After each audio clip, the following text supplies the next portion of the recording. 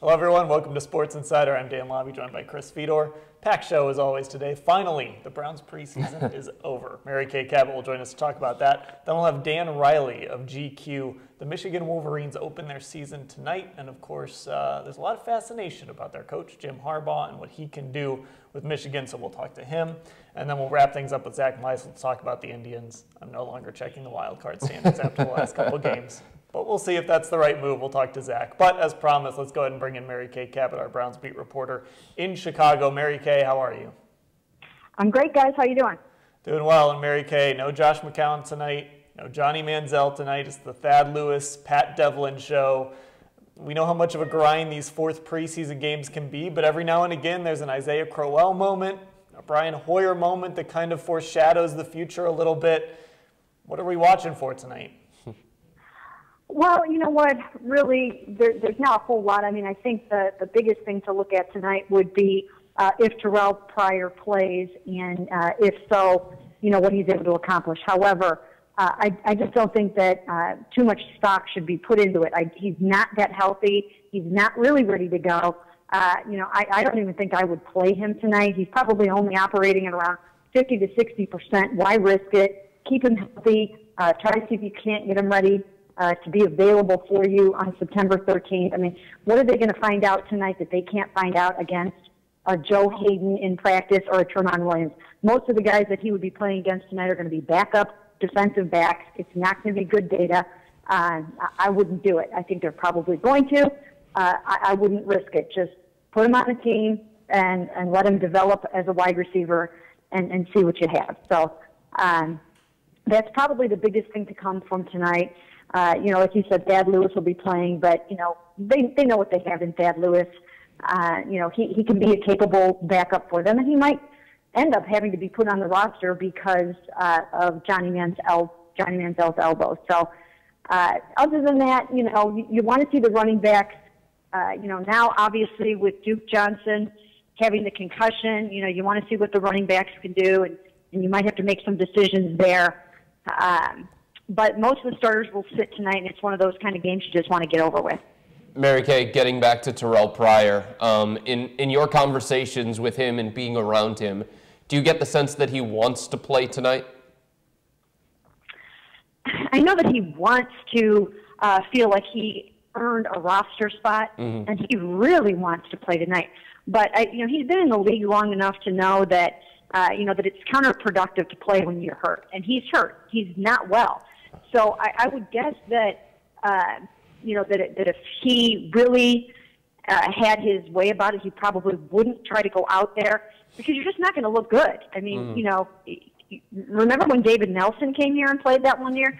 I mean, if you're not well, you know, you're only going to hurt yourself, and you could possibly hurt the team. So you know, not really so much in a meaningless preseason game, but you know, he could probably hurt his chances of making the team by playing. If I were him, you know, I really wouldn't, you know, be pushing too hard for it.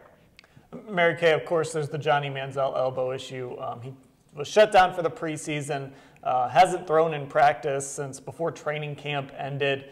He doesn't seem concerned by it. The Browns don't seem concerned by it. But even with all of that, do you think the Browns did enough homework on this guy? I mean, there's reports that there were medical reports about tendonitis.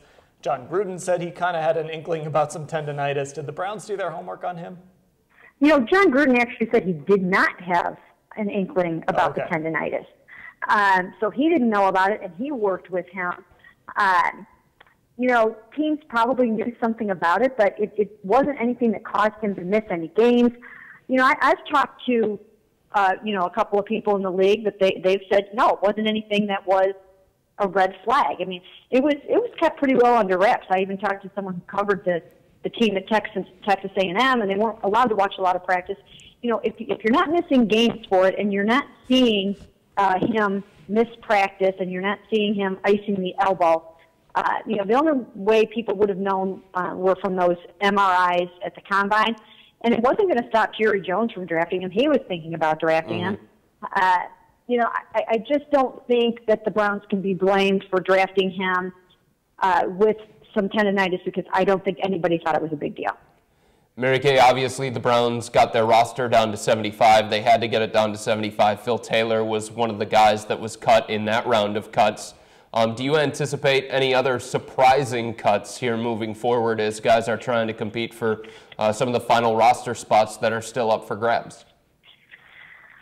You know what? There will probably be, a name or two of a guy that you think, I didn't see that one coming. I can't say for sure. I mean, I guess you'd have to look at, maybe some of the receivers and some of the defensive backs and some of these positions. But, I really don't think that there's anybody that, is going to be super shocking. I mean, most of the guys are, guys that we know about. Some of them are, under contract with guaranteed contracts. I think probably Pryor is one of the only ones that we're going to be looking at and thinking, will he or won't he? Mary Kay, let's go back to Phil Taylor. How much of that had to do with the injury? And we saw that he visited the Steelers. They might not want to sign him because they think that he's a long ways away with that injury. How much of it was the injury and how much of it is just the fact that they have Danny Shelton now and they're getting better along that line? Well, I think a lot of it had to do with the injury. If he went to Pittsburgh and, I posted something on this a little while ago. A source told the Post-Gazette that, that he really is going to need some more surgery on that knee. And we were all watching him walk around and, kind of almost, gingerly on the knee. But everybody kept on saying, he's coming along, he's going to be fine, he's coming along. If he didn't pass muster with the Steelers, then there's probably a chance that he's going to struggle to find another team, that will put him on the 53-man roster right now. He might actually really have to take another look at the knee and get a second opinion or a third opinion and find out if he needs some surgery. But that had a lot to do with it. The Browns, it was an injury settlement, and the Browns, were contemplating putting him on injured reserve. But, Phil Taylor asked to be released instead of being put on IR. All right, Mary Kay Cabot, our Browns beat reporter. The next time we talk to you, Mary Kay, it's going to be about real football, finally. Yeah, really looking forward to that. It's always, you get to this point in preseason and it's like, all right, let's wrap this thing up and let's roll.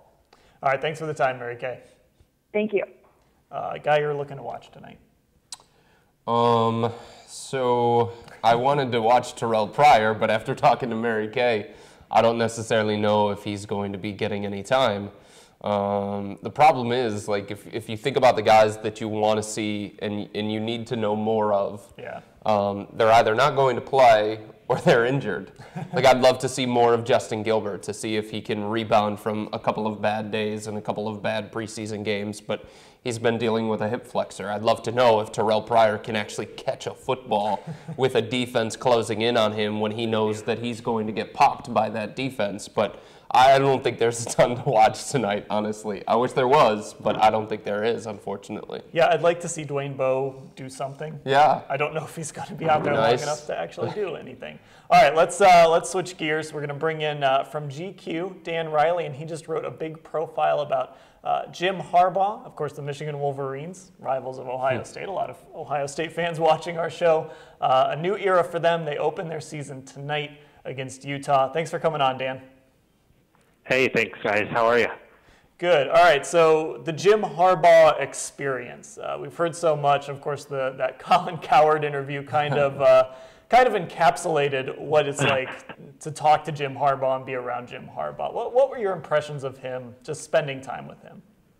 Yeah, so I was there in June at this elite quarterback camp that they had, and was sort of on his heels for most of the day. And man, I think that the first thing is just like the enthusiasm and exuberance that he brings to everything from, talking to these campers and interacting with the coaches. And there were a couple pro quarterbacks out there like Jay Cutler helping out, but just also like, him just walking around the field, stretching out and passing with these 16-year-olds and doing little wind sprints and working out his hamstring and stuff like that. It's just like he was ready to go and start in the big house that day, which is just, I don't know, not something you always see from coaches of that caliber. It's funny, Dan, because There are a lot of guys that have a lot of success in college, and then they try the NFL, and they don't have success in the NFL, so they go back to college. But Harbaugh has had success everywhere he's gone, including in the NFL. He was one of the best coaches in the NFL when he was in San Francisco. In being around him, did you get a sense of why he went back to college, what it was that drew him back to Michigan? Oh, sure. I mean, I don't think he would have gone to any other college program, and it has everything to do. And he was hearkening back to sort of his youth growing up in Ann Arbor when his father Jack was an assistant to Bo Schembechler, and he was, on the sideline at games, in Bo's office every once in a while in the locker room, and there was a lot of. I mean, he was in that very camp that he was hosting, and was super stoked to be like, I was first in this camp in 7th grade, and so it is all about this sort of like nostalgia streak of those were sort of the purest, best days, that kind of growing up. And so coming back to that in a moment when the program is struggling, to be able to, just kind of return to that moment. I don't think he would have done it anywhere else, but he just has a completely authentic, vested interest in that university and that program. And I can understand how, that would be sort of a trump card in terms of being at a place that you get to not only, believe deeply in from top to bottom, but also be fully kind of in charge of in a way that you're never going to be in the NFL. Now, Dan, we just passed the anniversary of that Appalachian State loss, and that's sort of the game a lot of people point to as what started Michigan's slide. They've tried a number of guys, obviously no one with the personality of Jim Harbaugh. What makes you believe that Jim Harbaugh, if you do believe this, can turn the Michigan program around? Well, it's funny with that because I was talking to some alums yesterday, and they were, I was like, what if this is the best you feel about this situation, like ever, and it's just, it doesn't work or whatever. It's sort of like you can believe anything you want right now. I do think it's going to work. It might take a while. I've heard, all sorts of different numbers thrown out in terms of how that team could do this year. But, people generally feel like they're going to improve upon the 5-7 from last year. But the main thing is, like, there just seems to be a belief in a certain kind of fundamental football that was maybe overlooked. And, just looking at tape from last year and the failure to run basic plays and block and tackle, and that is this guy, fundamentally is that kind of just like offense. I don't know if they're going to be, if they're there yet. Nobody really knows, and it might take a season or so. But between that and the recruiting, which I think is going to be a huge thing, just being around him, whether you're the way that he was sort of glad-handing with parents at this camp, and you can understand how anybody would be seduced by, sort of like, oh, I feel like I'm in the presence of, I compared it in the story to an upstart young political candidate who suddenly you're like, wow, this is somebody I don't really believe in this sort of stuff, but I can get behind this guy, and that's a really powerful thing at the recruiting level, certainly too. So what are the expectations for Michigan this year? Is it just looking at it saying, well, you know what, this is Jim Harbaugh's first year, it's going to take some time, he's got to bring his players in? Or are people saying, oh, forget that, this is friggin' Jim Harbaugh, we're going to win this year, we're Michigan? Yeah, I think that it's basically like it'll be disappointing if they don't improve. I heard 7-5 thrown around a lot. Some people think it'll be a lot better, but that actually, it's like you want to do better than last year and everything. If it doesn't happen after a couple years, a lot of people that I talked to were suggesting that this guy's going to be given a lot more rope than your normal head coach, just because of all the other stuff that comes with it. Somebody put it perfectly, like this irrational exuberance that was greater in January of this year than after they won the national championship, just by the sort of the potential of what this could be. A lot of people hoping that this is somebody that they can have who sticks around for decades, that grows old there, and that's kind of the sort of thing where I think that they will it to exist even if the wins don't come right away. But that said, it's like college football is that sort of fickle thing where maybe the shine is sort of off at the end of the year. But it does seem like they really want this to be a long-term commitment. Now, Dan, no matter what happens with Michigan this season, of course, everyone's looking forward to November 28th when it's going to be Jim Harbaugh versus Urban Meyer. Obviously, Ohio State's a favorite to win the national title this year. Michigan is kind of trying to get going down that road again. But When you spent time with Coach Harbaugh, did you mention Ohio State? Did he mention Ohio State? Did that come up at all? Yeah, well, I didn't. I was sort of, it was so early. I know that people try to talk to them about that, and those guys are just they roll their eyes. Like Harbaugh, as he made perfectly clear with the Coward interview, doesn't really like talking about much to reporters, and so. But the thing that's interesting is, I bet that it'll be, obviously it'll be a huge game, but I could imagine him feeling like they're at a tremendous and creative advantage in an underdog position there, and be sort of, especially fired up for that sort of situation where you're not expected to win, and you sort of can throw all sorts of different things at them. And again, it'll be interesting to see sort of how successful or not they are leading into that position. I think people are pretty certain of how successful Ohio State will be, but I would think that that'll be just doubly interesting this year when you sort of have that disparity between the two programs, but also a coach who could bring a lot of sort of interesting things to the table for that game. Was he in khakis every single day that you followed him, Dan? Oh yeah, absolutely. I mean, it's that uniform that they now make shirts out of, with the marker on the lanyard around the neck, the whistle, and then the block M blue hat that was the same sort of throwback design that Bo was wearing. It's amazing, and they already have in the M Den, the sort of apparel shop there, they already have the little lawn ornament Harbaugh along with the bow Harbaugh, and it's just they're fully in on the Harbaugh experience there. All right, Dan Riley from GQ, he wrote a really great piece on Jim Harbaugh. You can check it out at gq.com. Thanks for the time, Dan. All right, thanks guys. Take care. And Chris, you can put me fully on board. I am completely fascinated by Jim Harbaugh ever since he left San Francisco and came back to Michigan. Just insane, fascinating, interesting guy. I will read anything and everything that's written about him. And this is going to be awesome. I hope, anyway, because Ohio State, Michigan, it hasn't been the same. And I remember, 2006, 2007, those kinds of games where it's 1 versus 2, and they were closely contested games. That's when Ohio State, Michigan's really at its best. Look, there's always going to be that rivalry because it's Ohio State, Michigan, but in the last couple of years, it has seemed like, because of the talent on the field, the disparity in talent, it has seemed like Ohio State against any other Big Ten team, Indiana, Illinois, something like that. So I think it would be best for the Big Ten. I think it would be best for Ohio State if Michigan becomes a national powerhouse again. So as much as people don't want to hear this, tonight, Michigan, Utah, I'm rooting for Michigan. I think it's better for the Big Ten. I think it's better for Ohio State. And college football is all about personalities. Yeah. You've got Jim Harbaugh versus Urban Meyer, and you could have that for the next 5 to 7 years. That's fantastic. Do you see what Jim Harbaugh, he's at Stanford, known for academics, known for golf, known for lacrosse, and he turned Stanford into a football powerhouse, and he just tweaked Pete Carroll every chance that he could. It was amazing. All right, let's go ahead and switch gears and talk Indians, and a guy that knows a little bit about Ohio State football as well. Zack Meisel joins us, part of our Indians reporting team. Zack, how are you? I'm good. How are you guys? Doing well, Zack. All right, so Paul Hoynes has lectured me that I shouldn't be looking at the wild card standings. After last night, I'm not really looking at them again. Should I be? Do the Indians still have a chance? Technically speaking, they do. I don't think it's much of one.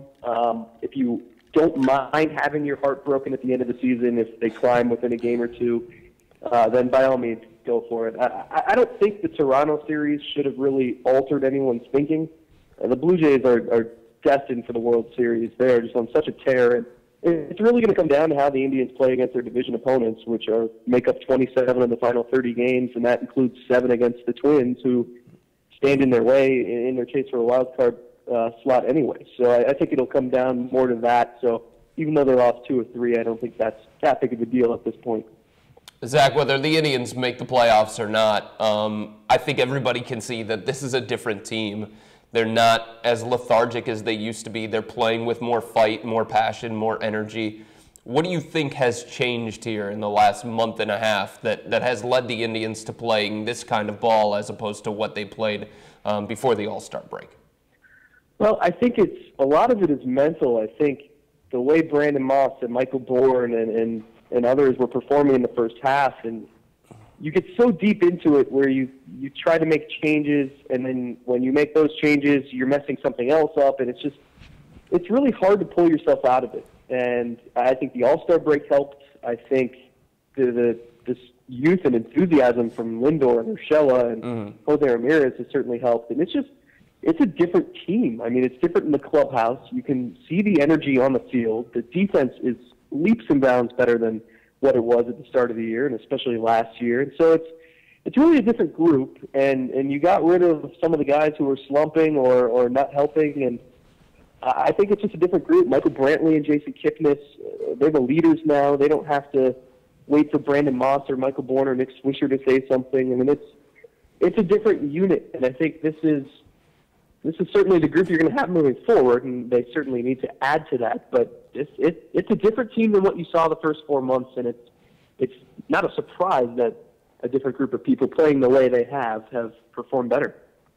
Now, Zach, obviously last week, and it was official. It became official on Monday. Mark Shapiro taking the job in Toronto. What, in your mind, is Mark Shapiro's legacy with the Indians? It's pretty much just a mixed bag of like I heard someone say yesterday, and I think this is pretty well put. It just happened. You know, he was here for almost a quarter of a century, and the Indians had the ups in that period. They had downs in that period, and there was a lot of mediocrity as well once the 90s era ended. So, you know, the legacy is they never got to that point where everyone dreams of getting to. And I think, you know, history, a lot of people want to say, what have you done recently? And you look at the last 15 years, and it's been trying to get everything timed up perfectly to, on a small budget with limited resources, make a run at the thing. And they've had opportunities, and they've been close, but they haven't been able to seal the deal. So I think it's a mixed bag. There were a lot of peaks and valleys, and it's just you missed out on the grandest peak of all. And I think people, given the drought that this city is in for a world championship, people remember that first and foremost. Zach, I know you talk to a lot of baseball people. I've talked to a lot of baseball people, and they've always had admiration for Mark Shapiro, and they've always felt like if he wanted to leave the Indians, he could essentially have his choice of where he wanted to go. And he wasn't going to leave Cleveland for just anywhere, because he talked about it, how much he loved it here, how much his family grew up here, how much his heart was here. Why do you think Toronto was the right place for Mark Shapiro at this time? Well, you know, he might not want to admit it, but I think the extra resources he'll have will certainly help him. I think the money that they have reportedly offered him will certainly lure him over there. And so it's a lot of things, and he wouldn't really specify. He just called it a unique challenge at the right time, and right. Yes, okay, we get all that. But I think you look at it, and you can probably get pretty tired of being in a situation where your hands are tied, and it's rare for a guy to be in charge of both the baseball side and the business side in baseball who's not an owner. I mean, Mark Shapiro was Paul Dolan's right-hand man and Larry Dolan's right-hand man, and really held responsibility over everything that happened in the organization. And there are a few teams that operate that way. He'll have the chance to do that in Toronto. He'll be president and CEO. You know, if he wants to keep the GM who's already there, he can. If not, he might be able to make some changes. So he'll have all the power and the authority, and he'll have more resources at his disposal. So it makes sense when you think about it, and then you consider the fact that he's probably getting a huge pay raise. What does this mean for the Indians, if anything? I don't think much. I think these guys have all been around for so long that this is the status quo, and they know how to operate. And Antonetti is going to operate the same way Shapiro operated. And it's interesting to me that they might not replace him per se. That you're going to have more responsibility onto the shoulders of Chris Antonetti and onto the business people who were under Mark Shapiro. But really, it's, you know, I think his imprint is so firmly entrenched in this organization that the way they operate, their mode of operation is pretty much set. I don't think it's going to change at all. All right, Zack Meisel joining us. Zack, thanks for the time. My pleasure, guys. Thank you. All right, let's hear from Bud Shaw. Thanks, guys. You know, Phil Taylor was the final piece of the Julio Jones trade. Now that he's gone, it's given Browns fans a reason to look back and compare first-round mistakes. Warning, this is a nostalgia-free zone and not for the weak of stomach. Tom Heckert and Mike Holmgren passed on Jones and happily let Atlanta have him in exchange for a bucket load of draft picks, which became Taylor, Owen Marisic, Greg Little, and you know him, you love him. You couldn't have fully lived without seeing him trapped under the American flag during pregame introductions, Brandon Weeden. Another one of those picks helped the Browns land Trent Richardson, who eventually begat a first-round pick that helped the Browns land, can we have a drum roll, anybody? No? Johnny Manziel. Dark Horse says trading down is a loser's mentality. And while that's not always the case, after all the Browns traded up to get Richardson and Manziel, the point is quantity can be greatly overrated in the hands of the wrong GM. Heckert's worst deal was taking Richardson in the top 5 and then using the number 22 overall pick on a 29-year-old quarterback. I happen to agree with both moves at the time, mind you, and that probably just proves how wrong Heckert was to invest so much at a position of accelerated attrition, running back, and in a shotgun quarterback who rarely dealt with a pass rush. We go back for our next comment to Dark Horse, who declares Richardson Weeden the biggest mistake in recent memory and claims that nothing could be worse. Well, hold on just a minute. Here we are just a few years later with a cornerback in Justin Gilbert who doesn't seem capable of covering anyone consistently and who doesn't seem willing to hold himself to a necessary high standard. And here we are with a 22-year-old undersized quarterback with a bad elbow coming out of rehab. I might still give the nod to Richardson Weeden, but not by much. So the question becomes, where do we go from here? Solon Hiker suggests the next GM just throw it open to the fans, wondering how much worse it can be if they're the ones making the picks. Well, no offense, but I remember hearing from fans who wanted to trade whatever it took to get Robert Griffin III. So my guess is it could still get worse from there. After all, some fans sound as if they'd make the Manziel pick all over again. Like this commenter who says Johnny can be, and most likely still will be, the Browns franchise quarterback. I've not seen much evidence of that, given that Manziel has managed to lose training camp competitions to 2 journeyman NFL quarterbacks in successive seasons.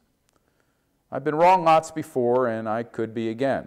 But if Manziel becomes a franchise quarterback here, well, in all fairness, we'd have to consider the franchise. Guys? Hey, that was exciting. Oh, my goodness. That really made you feel good, didn't it? Oh, I hate reliving the Julio Jones trade. I really do. Oh, my gosh. Yeah. And listen, Phil Taylor, when he was healthy, was fine. Well, but he's not a guy. Even, but he's not a guy that you would trade. You know, for Julio Jones. I saw people on Twitter as soon as Phil Taylor was let go of. I saw people on Twitter sending, "Thanks for everything, Phil Taylor. I'll never forget you, Phil Taylor. You were such a picture of consistency along the defensive line, Phil Taylor." Like, any of you watch the games? Ever? Have you watched the Browns the last 4 years that Phil Taylor has been here? What are you thanking him for? Hey, thanks, Phil Taylor, for riding the bike in Berea every single day at practice and never, ever living up to the billing of being a first-round pick. Oh, you're going to thank him for what?